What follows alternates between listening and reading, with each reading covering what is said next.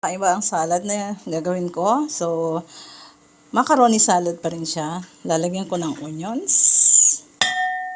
Lapit ng mabasag. And paminta, syempre. Always, para mas masarap. Tapos, dyan na si mayonnaise. Kalahati muna para pagdating nung macaroni, imimix na lahat siya. Okay? Yan. So, imix na natin.